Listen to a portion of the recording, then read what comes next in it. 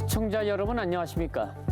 6월 3일 치러지는 제9대 전국 동시지방선거가 석 달여 앞으로 다가왔습니다. 이번 선거는 이재명 정부 출범 이후 처음 치러지는 전국 단위 선거이자 내란 사태 이후 민심의 변화를 확인할 수 있는 시험대라는 측면에서 의미가 있다고 할 수 있습니다.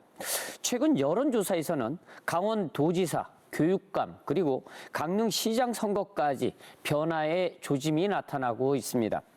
보수 강세 지역으로 손꼽히던 영동 지역에서도 민심의 흐름이 달라지고 있다는 분석이 나오고 있는데요. 오늘 시사반장에서는 이번 지방선거의 의미와 판세, 그리고 유권자들이 무엇을 기준으로 지역의 일꾼을 선택해야 하는지 이야기를 나눠보도록 하겠습니다. 함께 하실 분들을 소개해 드립니다. 먼저 MBC 강원 영동 김인성 기자 나오셨습니다. 안녕하십니까? 안녕하세요. 네. 자, 그리고 강원대학교 자칭정학과 권자경 교수 나오셨습니다. 안녕하세요. 안녕하세요. 네. 자, 마지막으로 강원도 선거관리위원회 신광호 과장 나오셨습니다. 네, 반갑습니다. 반갑습니다. 이번 지방선거는 이재명 정부가 출범한 후 처음 치러지는 전국 단위 선거입니다. 자, 김인성 기자님, 이번 선거가 갖는 의미 어떻게 정리할 수 있겠습니까? 지방선거가 원래 이제 대통령 선거 사이에 이 존재를 하게 되잖아요. 네. 특히 이번 선거는 이제 대통령 선거가 있고 나서 1년여 만에 치러지는 선거이기 때문에 아마 그 지금 정부에 대한 뭐 심판 내지는 어떤 중간 평가의 성격이 좀 강하게 작용할 수 있을 거라고 생각합니다. 근데 이제 그 현 정부에 대한 평가를 말하기 전에 현 정부가 어떻게 탄생했는지를 또 생각해 보면 그 과정, 그 정리가 전혀 되지 않은 상태에서 치러지는 선거이기 때문에 어쩌면 이번 지방선거가 지금 현 정부뿐만 아니라 그 정치 그 세력이 바뀌게 된 계기를 다시 평가하는 그런 이중적인 성격을 가질 수 있어서 그 무엇보다 굉장히 중요하다고 생각을 하고요.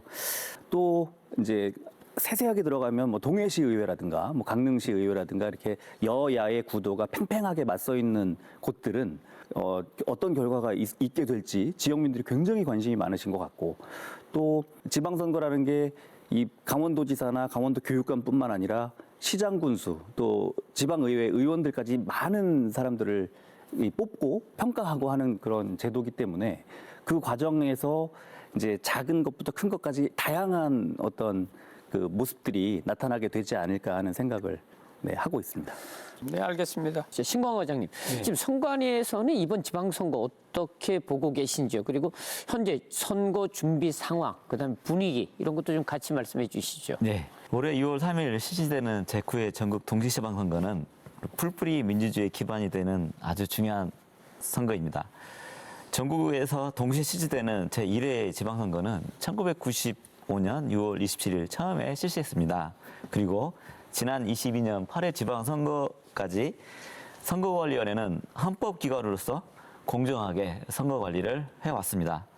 지방선거의 본질이 지역 주민의 삶과 살림을 앞으로 4년간 책임질 지방정부의 장과 지방의회의 구성원을 선출하는 데 있기에 유권자 여러분의 많은 투표 참여가 중요하다고 생각됩니다. 현재 도내 지역 선거원에서는 지방선거 대비 체제에 본격적으로 돌입했습니다. 올해 1월부터 2월 초까지 입후보 예정자 등을 대상으로 입후보 설명회를 개최하였고요.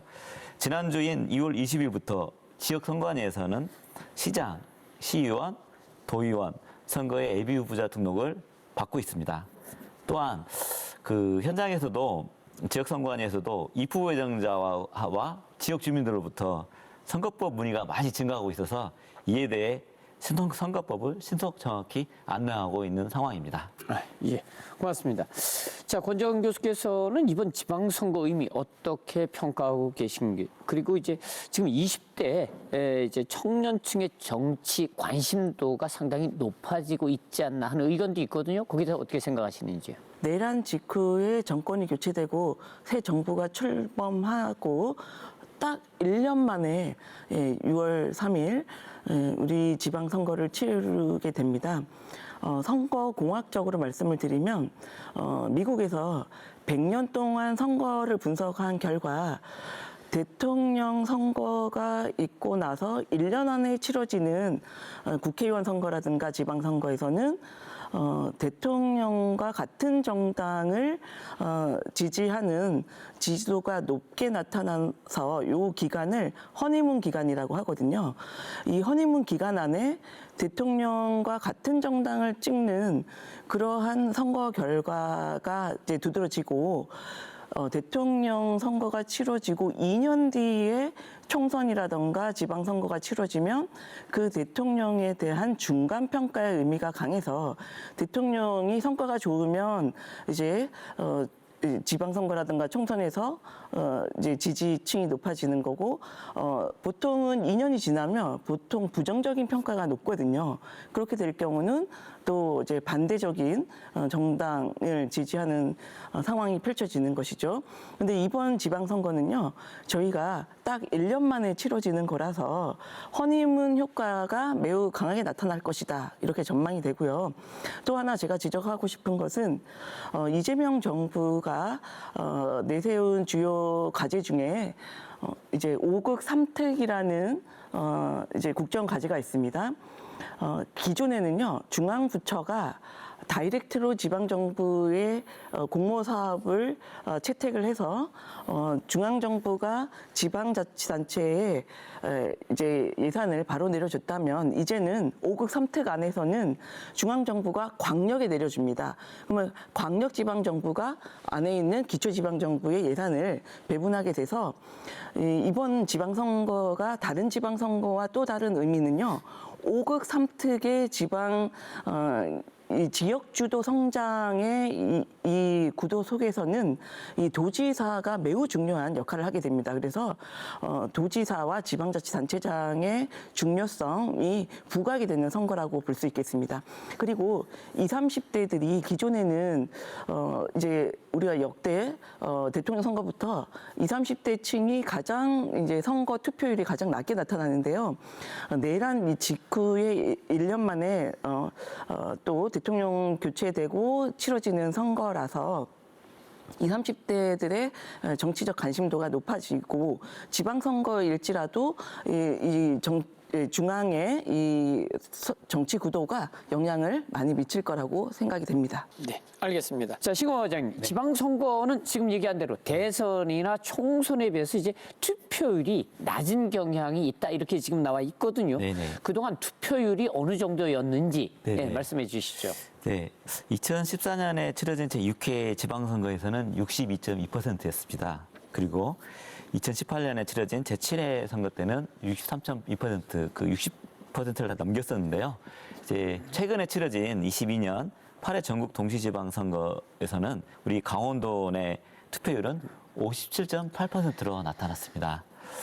50.8%지만 그 전국 투표율은 50.8%였기 때문에 저희 강원도가 전국 평균보다는 한 7.8% 높은 수치였거든요. 그리고 이 우리 영동 지역으로만 이제 좋게 보면 6개 시군의 투표율은 도내 평균 투표율보다 높은 60.1%를 기록했습니다.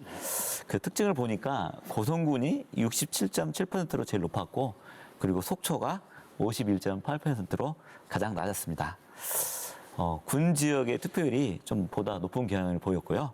통상 뭐 대통령, 국회의원 선거에 비해 좀 상대적으로 투표율이 낮게 나오는 편이지만 작년에 저희가 조기 대선 이후 이제 유권자들이 정치에 관심이 많아 올해 지방선거에서는 8회 지방선거보다는 투표율이 좀 더 올라갈 거라고 예상이 됩니다. 자, 김희성 기자께서는 이제 MBC 강원 3사가 최근 실시한 여론조사 결과를 보면은 강원도지사, 교육감 선거에 대한 판세가 지금 이제 변화무쌍하거든요. 그 내용에 대해서 좀 말씀해 주시죠. 일단 강원도에는 이제 이광재 전 강원도지사가 이제 불출마를 선언하면서 자연스럽게 2파전으로 이제 흘러가게 됐습니다. 그래서 이번에 저희 여론조사에서도 우상호 전 대통령실 정무수석하고 그다음에 김진태 현 지사의 그 어떤 맞대결 양상에 관심을 두고 이제 여론조사를 진행했는데 우상호 전 수석이 45.4%가 나왔고 김진태 전 지사가 31.4%가 나와서 지지율 차이가 우상호 전 수석의 수석이 앞서는 것으로 이렇게 보도를 했습니다. 그다음에 강원도 교육감 같은 경우에는 강사명 후보가 19.6%가 나왔고 신경호 현 교육감이 14%. 그래서 이거는 이제 오차 범위 이내에 약간의 이제 우위가 나왔지만 박빙이라고 이제 표현을 하고요. 아직까지는 어떤 특정 후보가 뭐 앞서간다, 뒤처진다 이런 것들을 말하기는 좀 이르지 않나 이렇게 생각을 하고 있습니다. 네, 좋습니다. 어쨌든 그런 경우에도 불구하고 도지사와 도교육감 선거에서 모두 민주당 후보, 그러니까 진보 후보나 진보 성향의 후보가 우세한 흐름을 보이고 있다라는 것은 맞는 것 같습니다. 자, 그러면 교체 가능성에 대한 이런 배경들 어디에 있다 생각하십니까? 저는 지금 현재 진행되고 있는 여론조사는 어쩌면 이제 내란을 종식해야 된다는 그런 열망과 그다음에 지역의 정치권에 대한 좀 실망감. 왜냐하면 내란이나 비상계엄하고 선을 긋지 못하고 지금 가고 있고 또 현재의 야당에서 이제 오히려 선을 긋고 이제 사과나 이런 재발 방지 약속이나 이런 것들이 아니라 오히려 더 안고 가려고 하는 그런 모습들이 이제 어쩌면 그 지역에 있는 좀 건강한 보수 내지는 또 중도 성향의 유권자들을 자극한 게 아닌가 지금 여론조사 과정에서 이제 그런 생각을 많이 하게 되고요. 또 강원도 교육감 같은 경우에는 재판 이슈가 지금 있지 않습니까? 뇌물수수하고 이제 불법 선거운동이기 때문에 또 1심 결과가 작년 가을에 나왔는데 거기서 이제 당선 무효형에 해당하는 이 결과가 1심에서 나왔고 지금 항소심이 좀 진행되고 있기 때문에 아마 선거 과정 내내 지금 현직 신경호 교육감을 괴롭히는 이슈가 될 거라고 생각하고요. 그래서 그게 강원도지사의 지금 1대1 구도도 현직 강원도지사가 지는 것으로 나왔기 때문에 여론조사가 그래서 관심이 있다면 이제 강원도 교육의 수장을 이제 뽑는 그 과정이 과연 어떤 식으로 흘러갈 건지 여기에도 굉장한 관심이 좀 있지 않나 생각을 합니다. 네, 알겠습니다. 그럼 제가 하나 더 질문을 좀 드리고 싶은 것은 뭐냐면 지금 이제 강릉시장 선거거든요. 역대 계속해가지고 이제 보수 지정에서 시장 후보가 당선이 됐는데 지금 이제 여론조사에 의하면 조금 이제 변화가 있는 것처럼 그렇게 이제 보도가 됐어요. 이제 어떻게 생각하십니까? 강원도의 영동 지역에 있는 분들, 특히나 강릉에 있는 분들은 여러 가지 트라우마를 같이 안을 수밖에 없었어요. 내란 겪었죠. 그다음에 물 문제, 가뭄 아주 기가 막히게 겪었죠. 그다음에 지역의 국회의원 구속됐죠. 그러니까 굉장히 어떻게 보면 정치가 이거 뭐가 잘못된 것 같다는 생각을 많이 하고 있는 것 같아요. 근데 중요한 거는 여론조사에서는 그렇게 나왔지만 과거에 총선 때도 여론조사 결과와 전혀 다른 선거 결과가 나왔지 않습니까? 네. 그러니까 지금 우리가 샤이 보수라고 말하는 여론조사 과정에서는 생각을 드러내지 않는 그리고 내란이라든가 이런 것들 이런 정말 엄청난 아젠다 앞에서 거기에 마치 찬성하는 듯한 모습을 보여주기 싫기 때문에 지금 나 보수를 지지해요라고 말하지 않는 사람들이 분명히 많이 있을 거란 말이죠. 그래서 이제 지금 당장은 더불어민주당의 후보들이 상당히 이제 앞서는 것으로 이제 여론조사 결과 조사가 나왔지만 선거전이 진행이 될수록 좀 다른 결과가 나올 수 있고 또 거기에 대해서는 또 어쩌면 지난 총선에서 더불어민주당 입장에서는 여론조사에서 굉장히 선전하다가 막판에 뒤집힌 그런 경험을 갖고 있기 때문에 그에 맞는 또 적절한 선거 전략을 또 마련해 놓고 있지 않을까 그런 생각들을 해서 이번에 지방선거 때 강릉시장 선거 구도가 어떤 식으로 펼쳐질지 저도 굉장히 궁금합니다. 좀 어떤 식으로 갈지. 그럼 양당이 거대 양당 국민의힘이나 더불어민주당이 다 마찬가지일 겁니다. 예, 그러니까 그것은 내용을 좀 더 지켜보면 될 것 같고요. 자, 권장 교수님, 현 도정과 시정에 대한 평가가 상당히 이제 부정적으로 나왔거든요. 그러면 이런 평가가 개인의 지지도에도 영향을 미친다고 보시는지요? 예, 그리고 지금 시민들 같은 경우는 지방자치에 또 요즘 한창 관심이 많은데요. 지방자치에서 생각하는 가장 중요한 어떤 선거 판세에 영향을 미치는 내용들 어떤 것들이 있는지 같이 설명해 주시죠. 네, 최근에 이제 지역 이슈가 많다 보니까 주민들이 이제 도정, 시정에 대한 평가를 이번 지방선거에 많이 반영하는 경향이 나오는 것 같습니다. 아까 내란 중앙의 이슈도 있었는데 우리 지역 국회의원들, 영동 지역의 국회의원들이 지금 뇌물수수 등으로 1심에서 징역 2년에 추징금 1억 원, 그리고 당원권 정지 3년 네, 징계가 지금 청구된 상황이 있으시고요. 또 한 분은 또 뭐 자녀의 불법 마약 거래 이런 적발 또 수사 무마 의혹 이런 것들 때문에 또 지역에 영향을 많이 미치고 있는 상황이죠. 그리고 아까 김인성 기자님께서 잘 말씀해 주셨지만 우리 위기가 여러 번 있었는데 뭐 산불부터 시작해서 우리 또 물 부족 사태 이러한 또 지역 경기가 악화되고 또 우리 소상공인들의 이렇게 심한 경제난 이런 것들이 가중되고 있는 상황에서 우리 유권자들이 이런 도정, 시정, 군정을 평가하지 않을 수가 없습니다. 그래서 이번 지방선거에서는 이런 지역 이슈가 다른 역대 지방선거보다 구회 지방선거에 지역 이슈가 많은 영향을 미칠 거라고 보아집니다. 따라서 우리 주민들이 이번 지방선거에 역점을 둘 그런 요소들이 지방자치와 함께 생각할 수 있는데요. 첫 번째로 지역 이슈가 이슈인 만큼 그동안은 우리 주민들이 그렇게 중요하게 여기지 않았는데 이제는 도덕적인 부분이 매우 중요시 여겨졌다. 그래서 청렴성 네, 그리고 책임성, 그다음에 주민에 대한 봉사의식 이런 것들이 너무 중요한 요소가 됐다라는 것이죠. 두 번째, 우리 지역 이슈, 뭐 물 부족 문제라든가 산불 문제 이런 것들을 해결하는 것과 맞물려서 지역 발전을 위한 역량을 갖췄는가 이 부분을 이제 주민들이 그동안은 삼선 프리미엄을 너무 생각하고 또 이제 서울 경기 지역을 다시 이제 돌아다 보면 저도 이제 전국을 돌아다니다 보면 지방자치단체장이나 지방의회 의원들이요 2선까지가 마지막이라고 생각합니다. 수도권에서는 3선은 이제 생각도 못해 출마를 생각하지 못하는 그런 경향이 있습니다. 근데 저희 영동 지역은 되게 특이하게 이제 한번 찍어주면 이제 3선 내리가는 그 경향이 너무 심한 지역이라고 보거든요.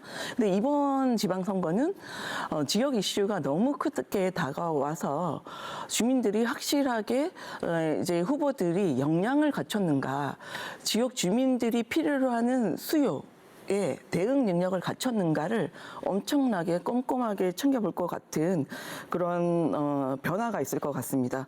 또 지역 특성을 반영한 정책을 개발했는가, 또 이거를 집행할 능력이 있는가가 정책 효능감이거든요. 그동안은 정책 효능감에 대해서 우리 유권자들이 별로 신경을 많이 못 썼는데 이번에는 이 정책 효능감을 많이 신경을 쓸 것 같습니다. 네. 그리고 위기관리 능력, 이 부분도 중요하고요.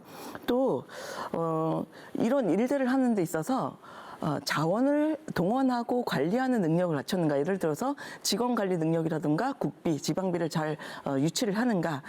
이런 것들도 되게 중요한 요소가 될 것 같고요. 또 하나 협상 조정 능력이 중요한데요. 지역 주민들과 얼마나 많이 소통하는가.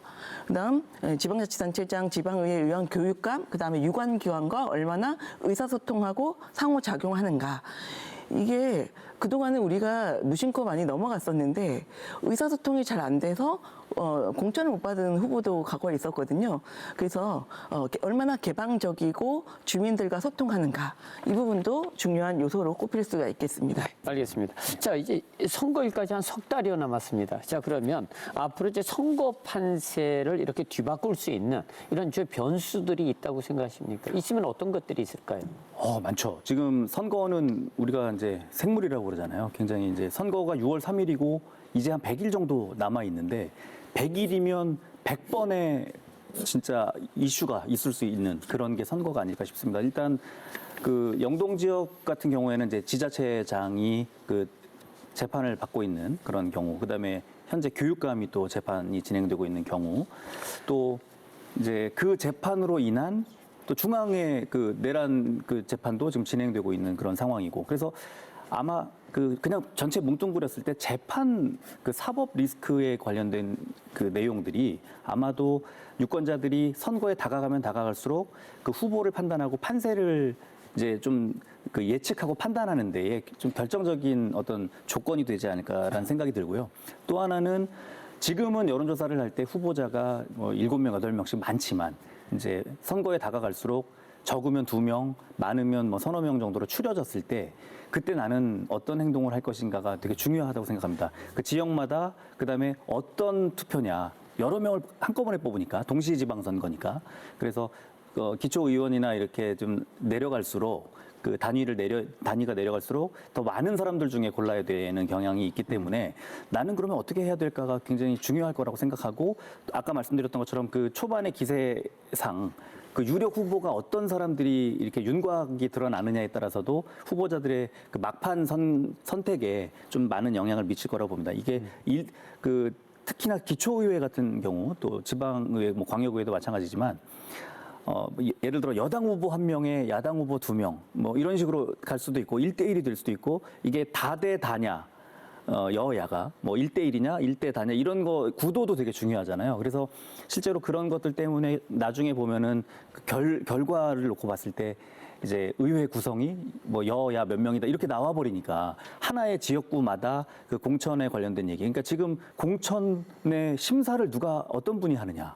국민의힘 같은 경우에는 공천 심사 지난번 선거 때 위원장이 이제 현재 없거든요. 그러니까 다른 의원이 이제 공천을 심사위원장을 하게 될 가능성이 높은데 그러나 아닐 수도 있잖아요. 그래서 그게 정리가 지금 안 됐다는 게 아마 그 유권자들에게 혼란스러운 그 상황일 거고 반대로 정리가 되면 되게 빠른 속도로 이제 유력 후보자들의 윤곽이 또 드러날 수 있는 아마 그런 상황이 펼쳐지게 되지 않을까 싶고요. 하나만 더 말씀드리면 사실 지금 최근에 이제 20대, 30대 또 그 청년층의 투표율이 그 높아질 것으로 기대를 하고 있고 또 정치에 대한 관심이 많이 이제 높아지는 것으로 이제 나오고 있는데 이게 지역마다 좀 또 다르기도 하고 또 고령층이 굉장히 비중이 높은 곳이 군 지역에, 읍면 지역에 뭐 이런 쪽에 도심지 외곽에 이제 있기 때문에 그럼 그런 지역에서는 끊임없이 그 고령자들에 의한 선택에 의해서 후보자 또는 우리 지역에 일을 해줄 사람을 골라야 되느냐.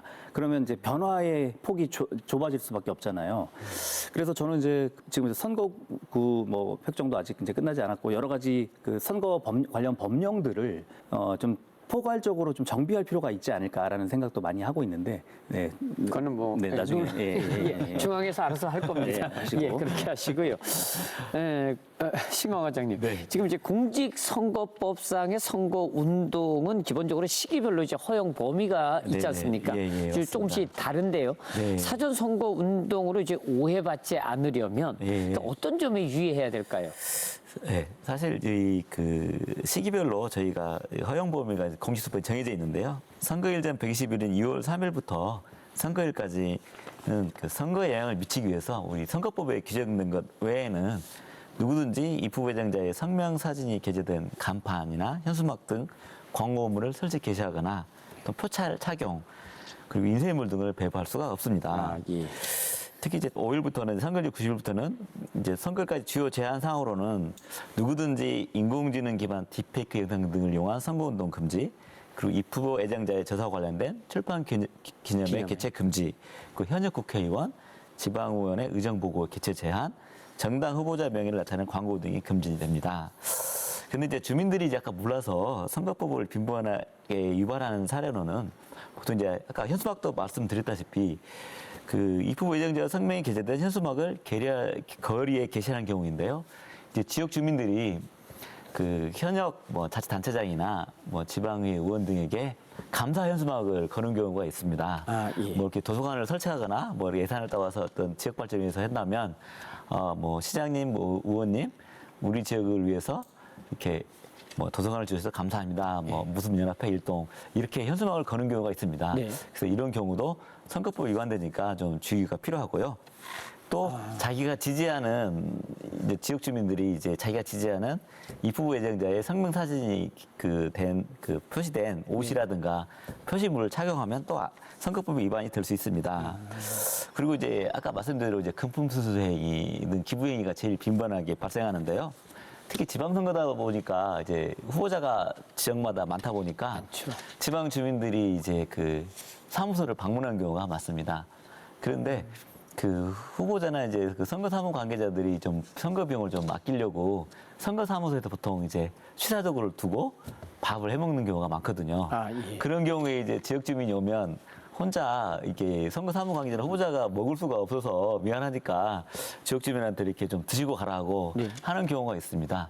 근데 그런 경우에도 제보가 되면 지역 주민이 식사를 하게 되면 그 네. 가액에 10배에서 50배의 과태료가 부과되기 때문에 특별히 좀 주의를 하셔야 될 것 같습니다. 아니 식당 같은 데서야 돈을 내면 네. 식사비가 정해져 있지 않습니까? 맞습니다. 예. 그러면 이제 문제가 될 수 있는데 네. 아니 거기서 뭐 예를 들어서 라면을 하나 끓여 먹었는데 라면을 먹었다 그거는 식사비를 제가 낸 게 아닌데도 걸립니까 선거법에? 네, 맞습니다.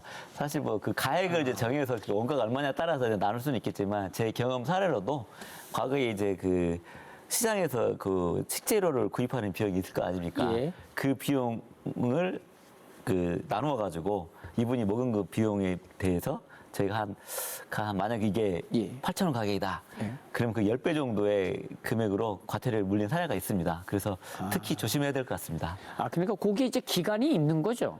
아무 어, 때나 이제 뭐 365일 다 하는 것은 아니고요. 기회인은 상시 제한입니다. 아 상시입니까? 예, 맞습니다. 아 네, 그거는 특별히 좀 조심을 해야 될 것 같고요. 네네. 그다음에 또 상시로 또 제한되는 게 이제 보통 이제 아무래도 이제 군 단위 지역은 이제 그 각 촌 그 마을마다 시골에. 100가구가 이렇게 50가구, 100가구 살고 있기 때문에 이렇게 가가호 방문해서 명함을 입후보자가 명함을 주면 그것도 호별 방문에 해당이 되거든요. 또 거기에 또 지역 주민이 자신이 지지하는 후보를 수행하면서 다니면서 선거운동하는 것도 금지되기 때문에 이것도 상당히 좀 주의가 많이 필요한 상황입니다. 그 최근 이제 그 SNS, 그다음에 이제 온라인, 그다음에 네네. AI를 활용한 이미지, 네네. 그다음에 영상 선거 운동 이런 것들이 네네. 지금 엄청나게 많이 늘고 있거든요. 맞습니다. 예. 그 이런 것들은 문제가 없습니까? 지금 최근 인공지능을 이용한 그 이미지나 동영상 작업을 이제 전문가뿐만 아니라 이제 일반인들이 많이 사용하고 있거든요. 예, 예. 그런데 이제 일반인들 중에서 특정 입후보장자를 위해서 그 선거운동에 접목한 사례들이 이제 빈번하게 발생하고 있습니다. 일례로 올해 1월 도내에서도 그 자신이 지지하는 입후보장자를 위한 그 찬양 노래를 AI로 만들어서 이제 SNS에 게시했는데요. 예. 그 지역 선관위에서 500만 원의 그 과태료를 부과한 사례가 있습니다. 왜냐하면은 그 3월 4일까지는 그 선거운동을 해서 실제와 구분하기 어려운 인공지능 기술을 이용하여 만든 딥페이크 영상, 음향 등을 제작, 편집, 유포, 상영, 게시하는 때에는 그 인공지능 기술들을 이용하여 만든 정보라는 사실을 그 해당 영상에 표시를 해야 됩니다. 3월 4일까지. 근데 이분은 3월 4일 이전에 이제 그 해당 표시물을 안 했기 때문에 과태료가 부과되었고요. 또 타 시도에서도 올 2월에 외국의 유명 시사 주간지에서 어느 지역의 발전을 이끌 인물로 A를 선정했다라는 그 허위의 딥페이크 영상을 제작해서 그 표시 문구를 하지 않은 채 개인 SNS에 게시 유포한 혐의로 입후 예정자가 그 사직 당국에 고발됐고 또한 이분도 AI 그 생성물 표시를 안 해서 500만 원의 과태료를 부과한 사례가 있습니다. 그래서 특히 유권자들께서는 이런 부분에 유의를 많이 하셔야 될 것 같습니다. 그 선거 운동 기간에 하는 것들은 이제 문제가 없는 거죠. 문제는 이제 하지 못하게 되는 기간에 이제 하니까 문제가 되는 거죠. 사실 그 인공지능을 이용한 선거운동은 예. 3월 5일부터는 전면 금지됩니다. 아, 알겠습니다. 지금 이제 3월 중순부터 이제 정당별 공천 절차가 이제 시작이 될 텐데요. 최근 이제 고액 이제 후원까지 논란이 되고 있는 상황입니다. 그러면은 출마자들이 정책 경쟁보다는 공천 경쟁에 이제 집중하는 이런 현상들이 나타나지 않을까 하는 생각도 들거든요. 그래서 이제 논란이 되는 게 이제 정당 공천제를 이제 폐지해야 되지 않느냐 뭐 이런 얘기들이 나오거든요. 권장 교수님 어떻게 생각하십니까? 네, 일단 그 교육감 선거에서는 정당 공천제가 없습니다. 예. 그리고 단체장은 계속 정당 공천이 있어 왔고요. 지방의회 의원은 정당 공천제를 하다가 없앴다가 2006년도부터 다시 부활돼서 지금까지 지방의회 의원은 정당 공천제를 실시하고 있습니다. 문제는 이 정당 공천제를 이제 부활해야 되냐, 뭐 폐지해야 되냐, 장단점 이런 논란이 아직도 20년째 계속 지속되고 있는데 저는 이 프레임에서 좀 벗어나야 된다라고 봅니다. 해외 사례 같은 경우는 오히려 이 정당 공천 또는 이 정당이 지방선거에 개입했을 때 장점을 좀 부각하고 있는 편이거든요. 예를 들어서 정당이 지역의 정치 신인을 발굴하고 육성하는 이런 장점이 있고 또 중앙 정치와 지방 정치를 연결하는 매개 역할도 하고 있고요. 만약에 정당 공천제가 없다면 지방의 토착 세력이 오히려 지역을 장악해서 부정부패를 더 유발할 가능성도 있다. 이런 차원에서 정당 공천제의 장점도 있거든요. 그러면 우리나라의 이 정당 공천제의 문제가 뭐냐? 이거는요, 제도의 문제가 아니고 운영의 문제거든요. 이 과정이 민주적이지 못하고 객관적이지 못하다 보니까 여기에 이제 불만을 품는 이 공천을 받지 못하시는 분들이 속출해서 이게 문제거든요. 그래서 과정이 되게 중요하다. 그러면 어떻게 할 것이냐? 이 정당 공천의 이 과정을 민주적이고 객관적으로 해야 된다는 것이죠.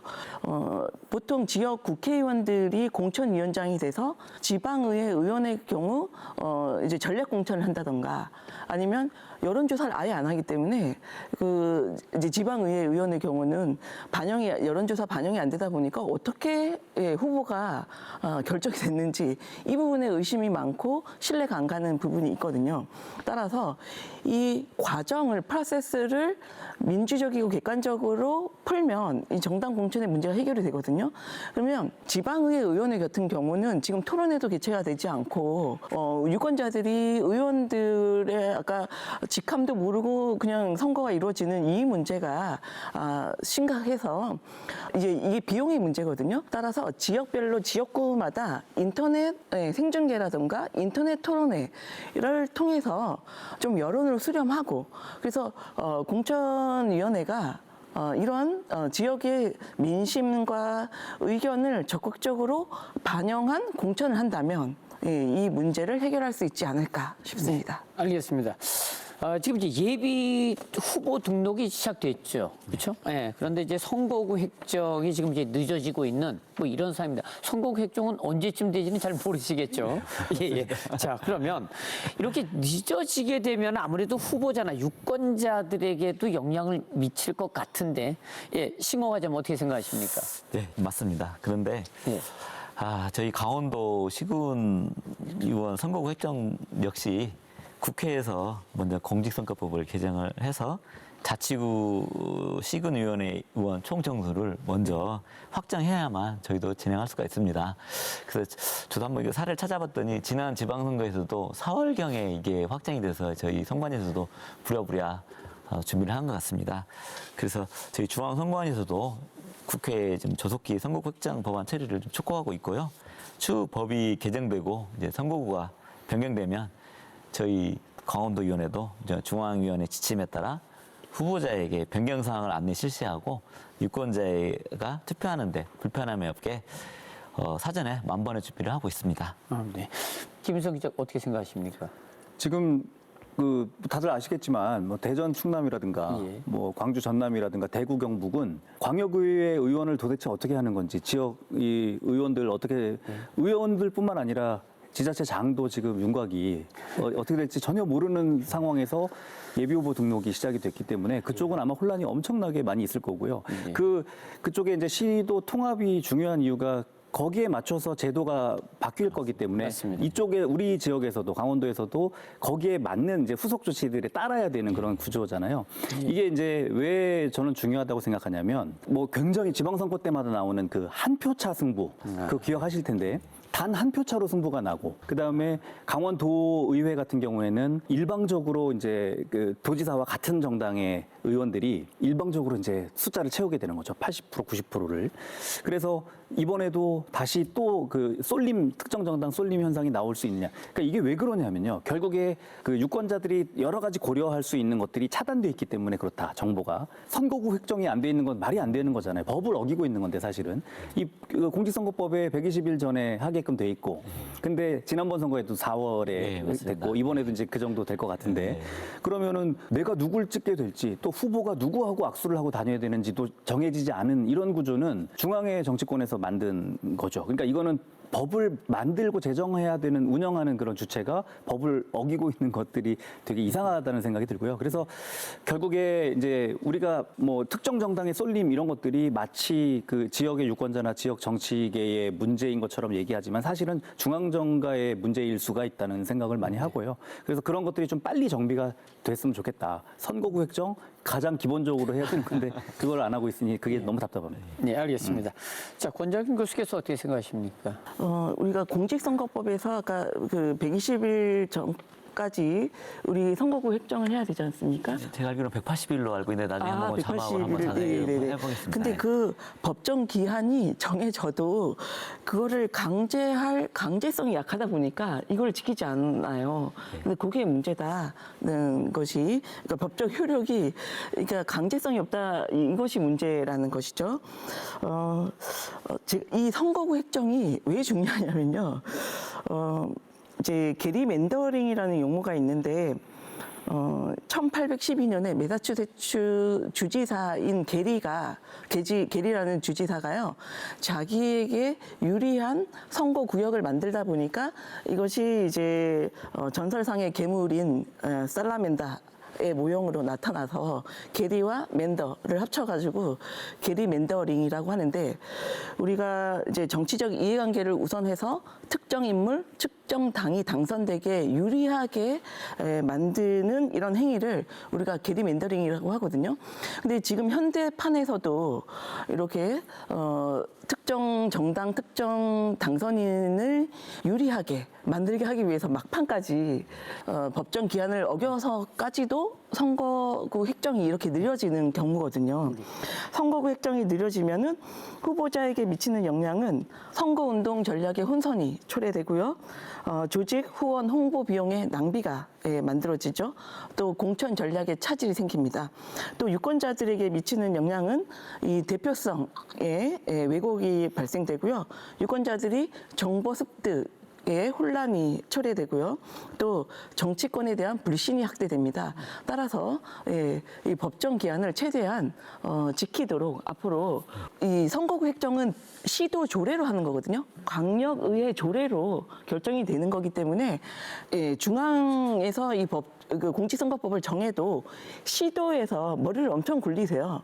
그래서 이 부분이 시도 조례에서 시도에서 이 부분을 좀 미리미리 정해지는 부분이 중요하겠다. 네, 알겠습니다. 근데 이제 이거는 여기는 게리맨더링은 아니고요. 왜냐하면 이제 헌재가 이제 우리가 투표를 할 때 최저의 이제 주민수를 정해놨기 때문에 이제 조정이 되는 거거든요. 네, 인구 편차의 상한선을 정해서. 네, 그래서 이제 문제가 되는 거지. 이게 특정 정당에 이제 우위를 주기 위해서 하는 것은 아닙니다. 예. 이게 지금 바로 인구를 가지고 이제 결정을 하는데, 예. 강원도 같은 경우에는 그 인구 상한선에 맞추다 보면은 춘천 원주에서는 도의원이 늘어나야 되고요. 네. 이제 일부 군 지역에서는 도의원이 줄게 되는 거죠. 그러면 영월 지역으로 알고 영월이 있는데, 이제 한선으로 떨어지는 하나 걸로 떨어지게 있습니다. 됩니다. 네. 그래서 그 영월 같은 경우에는 이제 그 도의원의 수가 이제 반으로 주는 거죠. 그러면 이제 그게 또 옳으냐? 그 인구 단순히 인구만 놓고 했을 때 영월이라는 그 넓은 지역을 한 명의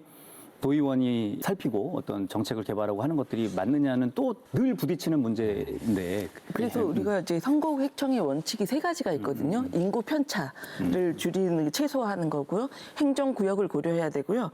또 아까 지금 말씀하신 지역 대표성이 보장이 돼야 됩니다. 이 세 가지 원칙이 지켜야 되는 것이 기본이고요. 여기에서 이제 우리나라가 좀 요게 너무 기본 원칙이 정해져서 아까 지금 이제 게리맨더링의 효과가 발생되지는 않다라고는 하는데, 근데 이제 막판까지 이렇게 늦어지는 것은 게리맨더링을 염두하기 때문에 발생되는 효과다, 이렇게 볼 수 있겠습니다. 알겠습니다. 시간이 벌써 많이 지났습니다. 이제 마지막 질문인데 이건 뭐 간단하게 한 말씀씩 부탁드리겠습니다. 지방선거가 이제 선택해야 될 후보가 많지 않습니까? 일단 자치단체부터 시작해서 도의원, 시의원, 교육감, 도지사까지 다 해야 됩니다. 이게 상당히 이제 복잡한데요. 자, 이번 선거에서 지역에 필요한 일꾼을 뽑기 위해서 가장 주의 깊게 봐야 될 점 어떤 것들이 있다고 생각하십니까?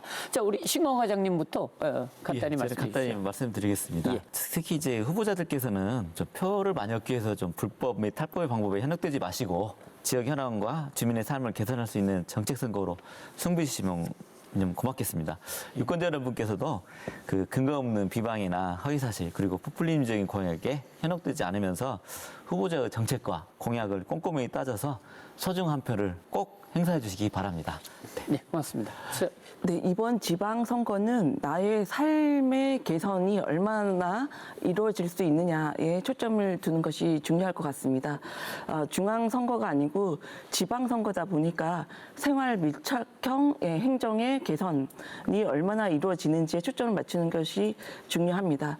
또 지방자치에 대한 핵심을 우리 유권자들께서 생각을 하시면 좋겠는데요. 지방자치는 지역 주민이 스스로 그 지역을 다스린다는 의미가 있습니다. 그래서 주민을 위한 지방자치를 실현하기 위해서 지역 주민이 주인이다라는 의식 속에 지역 주민을 주인으로 섬기는 그런 후보가 과연 누굴까를 염두하시고 투표하시는 것이 좋겠고, 주민들도 내가 주인이다라고 생각할 때는 기권하지 마시고 투표에 적극적으로 참여하는 것이 중요하다고 봅니다. 네, 알겠습니다. 자, 김희정. 제가 자주 이제 지방선거 때마다 늘 하는 방법인데, 저는 어쨌든 이제 일이 이렇게 선거를 담당하고 이렇게 하다 보니까 거의 모든 후보들을 한 번 이상씩, 뭐 많은 경우에는 한 대여섯 번 이상을 만나는 경우가 많은데, 만나다 보면 이 후보가 당선됐으면 좋겠다 하는 것보다는 이 후보는 당선이 안 됐으면 좋겠다 하는 생각을 하는 경우가 더 많은 것 같아요. 그래서 이제 더 많은 관심을 갖고 정보를 이제 습득을 하다 보면 후보자의 면면이 돼야 되겠다와 안 돼야 되겠다가 이제 구별이 되기 시작을 할 겁니다. 그럴 때 제발 막바지에 가서 정말 투표소에 가서 기표 직전에 A당, B당을 가지고 그걸 마지막 유일한 정보로 활용하지 마시고 정말 후보에 대한 다양한 생각과 그다음에 축적된 데이터, 그다음에 주변 사람들을 활용한 취재 활동, 기자들처럼 그런 활동의 끝에 마지막 도장을 찍는 그런 행위가 이루어졌으면 좋겠습니다. 네, 알겠습니다. 오늘 함께해 주신 세 분께 감사드립니다. 자, 지방선거는 대통령이나 국회의원을 뽑는 선거와는 또 다른 의미를 가지고 있습니다. 우리들의 일상과 가장 가까운 곳에서 행정을 책임질 수 있는 사람을 선택해야 하기 때문입니다. 누가 지역을 잘 이해하고 있는지, 그리고 책임질 수 있을지, 그런 사람을 선택하는 것은 사실 유권자들의 몫이 아닌가 아닙니다. 6월 3일 강원의 미래와 지역의 미래를 책임질 대리인들을 선택할 시간이 다가오고 있습니다. 오늘 토론이 유권자 여러분들께 지역의 일꾼을 선택하는 데 도움이 되었기를 바랍니다. 오늘 시사반장은 여기까지입니다. 시청해 주신 여러분 고맙습니다.